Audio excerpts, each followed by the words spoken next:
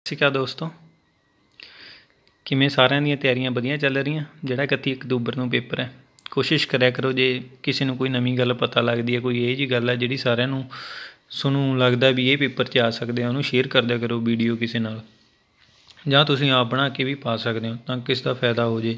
4 number ਆ ਜਾਣਗੇ, ਪਾਸ ਹੋ ਜੇ, ਅਗਲੀ ਵਾਰ ਉਹਨੂੰ ਕੋਈ ਦਿੱਕਤ ਨਹੀਂ ਆਊਗੀ ਦੁਬਾਰਾ ਪੇਪਰ ਦੇਣ ਦੀ, ਹੈ ਨਾ।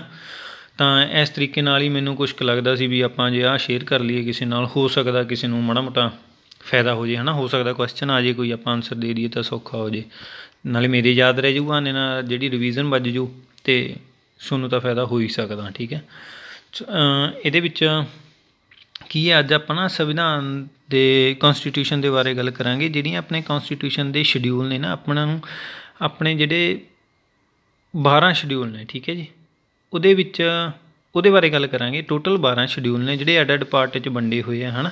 ਉਹਨਾਂ 'ਚ ਅਲੱਗ-ਅਲੱਗ ਸੈਕਸ਼ਨ ਕਿਸੇ ਦੇ ਵਿੱਚ ਲਏ ਗਏ ਆ, ਮਤਲਬ ਕਿ ਕੋਈ ਹਿੱਸਾ ਕਿਸੇ ਸ਼ਡਿਊਲ ਦੇ ਵਿੱਚ ਲਿਆ ਗਿਆ, ਕੋਈ ਹਿੱਸਾ ਕਿਸੇ ਦੇ, ਉਹਨਾਂ 'ਤੇ ਜ਼ਿਕਰ ਕਰਦੇ ਹਾਂ ਆਪਾਂ।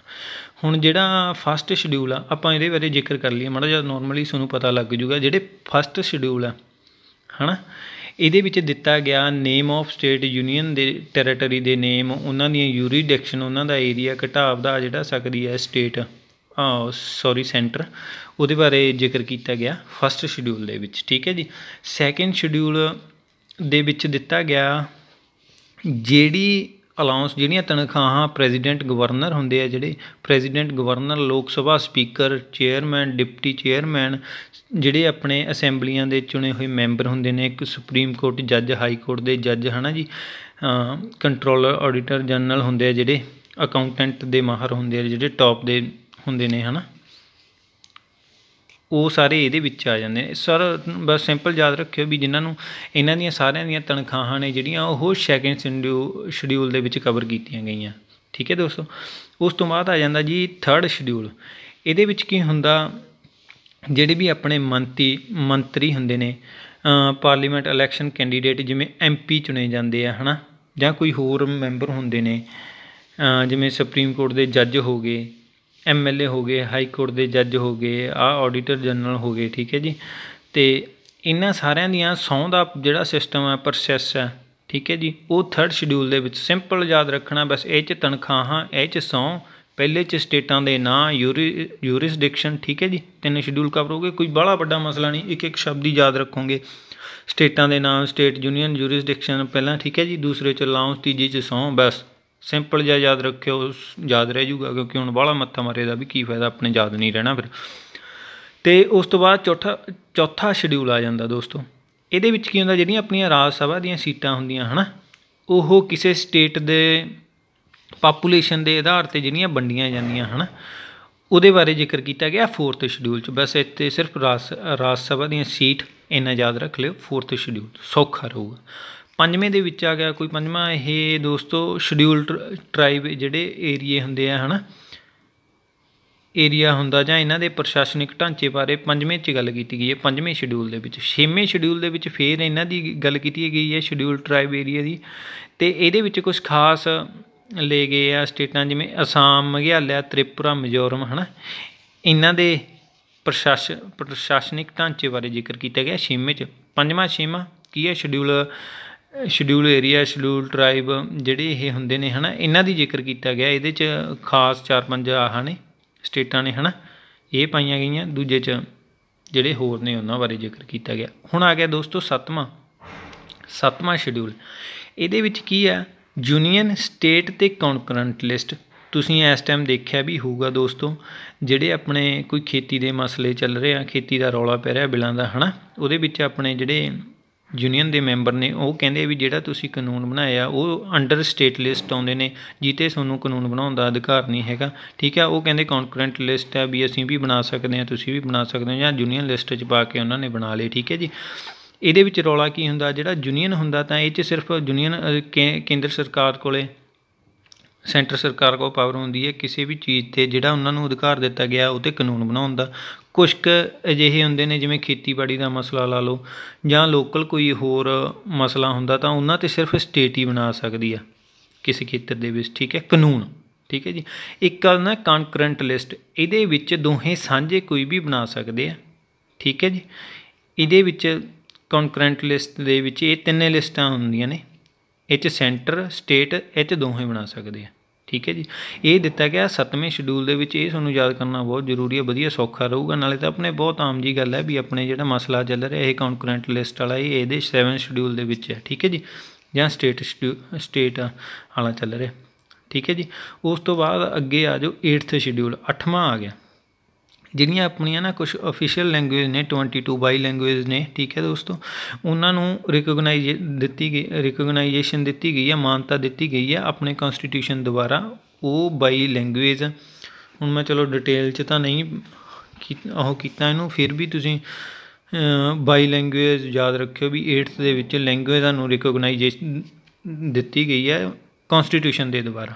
ਬਸ ਸਿੰਪਲ ਇੰਨਾ ਕੁ ਯਾਦ ਰੱਖ ਲਿਓ, ਜਿਹ 'ਚ ਪੰਜਾਬੀ, ਮਰਾਠੀ, ਗੁਜਰਾਤੀ ਜੇ ਵੋ ਹੈ ਨਾ ਜਿਹੜੀਆਂ ਖਾਸ ਹੈਗੀਆਂ ਨੇ, ਤੇਲਗੂ, ਤਾਮਿਲ, ਜੇ ਸਾਰੀਆਂ ਨੂੰ ਮਾਨਤਾ ਦਿੱਤੀ ਗਈ ਹੈ ਦੋਸਤੋ। ਇਹ ਸਾਰੀਆਂ 8th ਸ਼ਡਿਊਲ ਦੇ ਵਿੱਚ ਆ ਗਿਆ, ਕੋਈ ਬਾਹਲਾ ਡੀਪਲੀ ਜਾਣ ਦੀ ਲੋੜ ਨਹੀਂ। ਬਾਈ ਓਫੀਸ਼ੀਅਲ ਲੈਂਗੁਏਜਾਂ ਨੂੰ ਇਹਦੇ ਵਿੱਚ ਦਿੱਤਾ ਗਿਆ। ਉਸ ਤੋਂ ਬਾਅਦ ਆ ਗਿਆ 9ਵਾਂ ਸ਼ਡਿਊਲ ਦੋਸਤੋ, 9th ਸ਼ਡਿਊਲ। ਇਹਦੇ ਵਿੱਚ ਕੀ ਆ, ਜਿਹੜਾ ਜ਼ਿਮੀਂਦਾਰ ਪ੍ਰਥਾ ਸੀਗੀ ਕੋਈ, ਉਹਨੂੰ ਅਬੋਲਿਸ਼ਨ ਕੀਤਾ ਗਿਆ ਸੀਗਾ 9ਵੇਂ ਸ਼ਡਿਊਲ ਦੇ ਵਿੱਚ। ਜਿਹੜੀ ਜ਼ਿਮੀਂਦਾਰ ਪ੍ਰਥਾ ਚੱਲ ਰਹੀ ਸੀ ਹੈ ਨਾ, ਇਹ deal with the state act and regulate of the land reform. ਜਿਹੜੀਆਂ ਆਪਣੀਆਂ ਲੈਂਡ ਦੇ ਪ੍ਰਤੀ ਜਿਹੜੀਆਂ ਕੋਈ ਹੈ ਨਾ ਬਣਾ ਸਕਦੇ ਨੇ ਇਹ ਕਾਨੂੰਨ ਜਿਹੜਾ ਵੀ ਹੈ ਨਾ, ਜਿਵੇਂ ਇਹ ਰਹਿੰਦਾ, ਉਹ 9th ਸ਼ਡਿਊਲ ਦੇ ਵਿੱਚ ਆ ਜਾਂਦਾ ਦੋਸਤੋ। ਉਸ ਤੋਂ ਅੱਗੇ ਆ ਜਾਂਦਾ 10th ਸ਼ਡਿਊਲ। ਬਸ ਇਹਦੇ ਵਿੱਚ ਸਿੰਪਲ ਜ਼ਿਮੀਂਦਾਰ ਸਿਸਟਮ ਵਾਲਾ ਯਾਦ ਰੱਖ ਲਿਓ ਵੀ ਉਹ 9th ਸ਼ਡਿਊਲ ਦੇ ਵਿੱਚ ਆ ਗਿਆ। ਠੀਕ ਹੈ ਜੀ, ਉਸ ਤੋਂ ਬਾਅਦ 10th ਸ਼ਡਿਊਲ ਦੇ ਵਿੱਚ ਆ ਗਿਆ ਜਿਹੜੀਆਂ disqualification of the member of the parliament state and the state legislature on the ground of the defection. ਦਲ ਬਦਲੀ ਕਾਨੂੰਨ, ਜਦੋਂ ਦੋਸਤੋ ਜਿਵੇਂ ਕੋਈ ਹੋਰ ਪਾਰਟੀ ਤੋਂ ਆ ਜਿੱਤਿਆ ਹੁੰਦਾ ਅਤੇ ਉਹ ਹੋਰ ਪਾਰਟੀ ਦੇ ਵਿੱਚ ਉਹਨੂੰ ਛੱਡ ਕੇ ਹੋਰ 'ਚ ਹੋ ਜਾਂਦਾ ਹੈ ਨਾ, ਇਹ ਦਲ ਬਦਲੀ ਦਾ ਕਾਨੂੰਨ ਇਹਦੇ ਵਿੱਚ ਲਿਆਂਦਾ ਗਿਆ ਸੀ। ਇਹ ਹੈਗਾ 10th ਸ਼ਡਿਊਲ ਦੇ ਵਿੱਚ। ਠੀਕ ਹੈ ਜੀ, ਉਸ ਤੋਂ ਬਾਅਦ ਆ ਗਿਆ 11ਵਾਂ ਪਾਵਰ ਟੂ ਪੰਚਾਇਤ। ਜਿਹੜੀਆਂ ਆਪਣੀਆਂ ਪਿੰਡਾਂ ਦੀਆਂ ਪੰਚਾਇਤਾਂ ਨੂੰ ਹੈ ਨਾ ਸਟੈਬਲਿਸ਼ ਕੀਤਾ ਗਿਆ ਸੀ, ਉਹਨਾਂ ਨੂੰ ਕੀ ਕਹਿੰਦੇ ਨੇ ਪਾਵਰਾਂ ਦਿੱਤੀਆਂ ਗਈਆਂ ਸੀ ਹੈ ਨਾ, ਉਹ 11ਵੇਂ 'ਚ। 12ਵੇਂ ਸ਼ਡਿਊਲ ਦੇ ਵਿੱਚ ਦੋਸਤੋ ਮਿਊਨਸੀਪੈਲਿਟੀਜ਼ ਜਿਹੜੀਆਂ ਸ਼ਹਿਰ 'ਚ ਹੁੰਦੀਆਂ ਹੈ ਨਾ, ਉਹ ਉਹਨਾਂ ਨੂੰ ਪਾਵਰ ਦਿੱਤੀ ਗਈ ਸੀ 29। ਇਹਨਾਂ ਨੂੰ 28 ਮੀਟਰ 'ਤੇ ਦਿੱਤੀ ਗਈ, ਇਹਨਾਂ ਨੂੰ 29 ਮੀਟਰ ਦਿੱਤੇ ਗਏ ਸੀ। ਇਹ ਤੁਸੀਂ ਇਹ ਤਾਂ 11ਵਾਂ ਅਤੇ 12ਵਾਂ ਸੌਖਾ ਯਾਦ ਰੱਖ ਲਿਓ ਵੀ ਇੱਕ ਪਿੰਡਾਂ ਵਾਲਿਆਂ ਨੂੰ ਪਾਵਰ ਦਿੱਤੀ ਗਈ ਸੀ, ਪਿੰਡਾਂ ਵਾਲੀਆਂ ਪੰਚਾਇਤਾਂ ਨੂੰ, ਇੱਕ ਸ਼ਹਿਰ ਵਾਲੀਆਂ ਮਿਊਨਸੀਪੈਲਿਟੀਆਂ ਨੂੰ ਪਾਵਰ ਦਿੱਤੀ ਗਈ ਸੀ। ਇਹ ਬੜਾ ਸੌਖਾ ਤੁਹਾਨੂੰ ਯਾਦ ਕਰਨਾ ਵਧੀਆ ਰਹੂਗਾ। ਠੀਕ ਹੈ ਦੋਸਤੋ, ਇੱਕ ਵਾਰ ਫਿਰ ਤੇਜ਼ੀ ਦੇ ਨਾਲ ਆਪਾਂ ਰਿਵੀਜ਼ਨ ਮਾਰ ਲੈਂਦੇ ਹਾਂ। ਵਧੀਆ ਤੁਸੀਂ ਇੱਕ ਵਾਰ ਰੀਡਿੰਗ ਕਰਦੇ ਰਹੋਗੇ ਹੈ ਨਾ, ਕੋਈ ਬਾਹਲਾ ਇਹ ਵੱਡਾ ਮਸਲਾ ਨਹੀਂ, ਕਵਰ ਸਾਰੇ ਹੀ ਹੋ ਜਾਂਦਾ ਇਹ 'ਚ ਸੰਵਿਧਾਨ। ਠੀਕ ਹੈ ਜੀ, 12 ਸ਼ਡਿਊਲਾਂ ਦੇ ਵਿੱਚ। ਫਸਟ ਸ਼ਡਿਊਲ ਦੇ ਵਿੱਚ ਹੈਗਾ ਨੇਮ ਆਫ ਸਟੇਟ ਯੂਰੀਸਡਿਕਸ਼ਨ, ਇਹ ਆ ਗਿਆ। ਠੀਕ ਹੈ, ਚੇਂਜ ਕਰ ਸਕਦੇ ਹਾਂ। ਸੈਕਿੰਡ ਦੇ ਵਿੱਚ ਇਹਨਾਂ ਦਾ ਅਲਾਊਂਸ ਭੱਤੇ ਜਿਹੜੀ ਵੀ ਹੈ ਤਨਖਾਹਾਂ ਉਹ ਜ਼ਿਕਰ ਕੀਤੇ ਆ। ਥਰਡ ਦੇ ਵਿੱਚ ਇਹਨਾਂ ਸਾਰਿਆਂ ਦੀ ਪ੍ਰੈਜ਼ੀਡੈਂਟ, ਮਿਨਿਸਟਰ, MLA ਜੋ ਵੀ ਹੈ ਇਹਨਾਂ ਦੀਆਂ ਤਨਖਾਹਾਂ, ਔਥ ਜਿਹੜੀ ਆਪਾਂ ਸਹੁੰ ਸੂੰ ਚੁਕਾਈ ਜਾਂਦੀ ਹੈ ਉਹਨਾਂ ਬਾਰੇ ਜ਼ਿਕਰ ਗਿਆ। ਚੌਥੀ ਦੇ ਵਿੱਚ ਰਾਜ ਸਭਾ ਸੀਟਾਂ ਦਾ ਜ਼ਿਕਰ ਕੀਤਾ ਗਿਆ। 5ਵੀਂ ਦੇ ਵਿੱਚ ਜਿਹੜਾ ਸ਼ਡਿਊਲ ਟਰਾਈਬ ਏਰੀਏ ਹੈ ਇਹਨਾਂ ਦੀ ਪ੍ਰਸ਼ਾਸਨਿਕ ਢਾਂਚੇ ਬਾਰੇ ਜ਼ਿਕਰ ਕੀਤਾ ਗਿਆ। 6ਵੀਂ ਦੇ ਵਿੱਚ ਆਹ ਕੁਛ ਕੁ ਹੋਰ ਸਟੇਟਾਂ ਨੇ ਖਾਸ, ਅਸਾਮ, ਮੇਘਾਲਿਆ, ਤ੍ਰਿਪੁਰਾ ਅਤੇ ਮਿਜ਼ੋਰਮ, ਇਹਨਾਂ ਦੇ ਪ੍ਰਸ਼ਾਸਨਿਕ ਢਾਂਚੇ ਬਾਰੇ ਗੱਲ ਕੀਤੀ ਗਈ ਹੈ ਦੋਸਤੋ। 7ਵੀਂ ਦੇ ਵਿੱਚ ਯੂਨੀਅਨ ਸਟੇਟ ਕੌਨਕਰੈਂਟ ਲਿਸਟ ਦੀ ਗੱਲ ਕੀਤੀ ਗਈ ਹੈ ਦੋਸਤੋ। 8ਵੀਂ ਦੇ ਵਿੱਚ ਓਫੀਸ਼ੀਅਲ ਲੈਂਗੁਏਜ ਜਿਹੜੀਆਂ ਹੈਗੀਆਂ ਆਪਣੀਆਂ 22 ਇਹਨਾਂ ਨੂੰ ਰਿਕੋਗਨਾਈਜੇਸ਼ਨ ਦਿੱਤੀ ਗਈ ਹੈ ਆਪਣੇ ਸੰਵਿਧਾਨ ਦੇ ਦੁਆਰਾ। 9ਵੀਂ ਦੇ ਵਿੱਚ ਜ਼ਿਮੀਂਦਾਰ ਸਿਸਟਮ ਨੂੰ ਖ਼ਤਮ ਕੀਤਾ ਗਿਆ ਸੀਗਾ। ਠੀਕ ਹੈ ਜੀ, ਅਤੇ 10th ਦੇ ਵਿੱਚ ਹੈਗਾ member of the parliament ground Dal ਬਦਲੀ ਕਾਨੂੰਨ ਵਾਲਾ। ਠੀਕ ਹੈ ਜੀ, ਇਹਨੂੰ ਇਹ 52 ਅਮੈਂਡਮੈਂਟ ਵੀ ਹੋਈ ਸੀ, ਨੋ ਐਜ਼ ਅ ਐਂਟੀ ਡਿਫੈਕਸ਼ਨ ਲਾ। ਠੀਕ ਹੈ ਜੀ,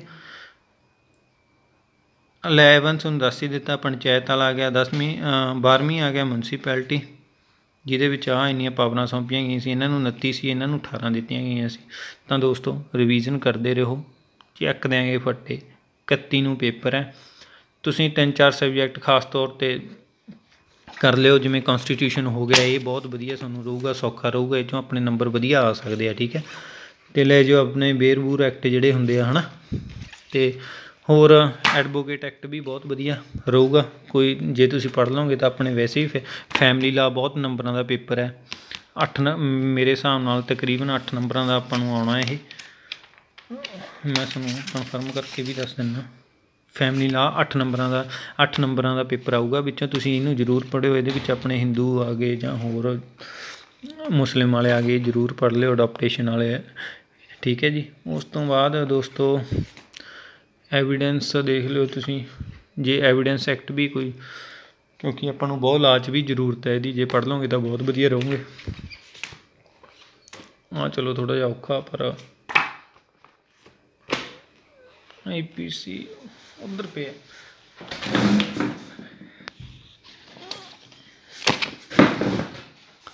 मोटर व्हीकल एक्ट ये भी पढ़ लिओ, इन्हूं तुसीं जरूर इत्ते मत्था मार लिओ। CRPC ते ये तो तुहानूं बहुत नंबर बनणगे दोस्तों। CPC थोड़ी औखी है, पर जे तुसीं सैक्शन सुक्शन कर लो तो वधिया रहोगे। ऑर्डर रूल पढ़ लोगे तो वधिया रहोगे। ये बहुत Indian panel code, CPC code of criminal procedure, ठीक है जी, तो constitution of India, advocate act, family act, इन्हां 3-4 नूं जे तुसीं पढ़ोगे तो बहुत फायदे च रहोगे, वधिया तुहाडे नंबर बन जाणगे। ठीक है दोस्तों, धन्नवाद। अगे आपां फिर अगली वीडियो लैके पेश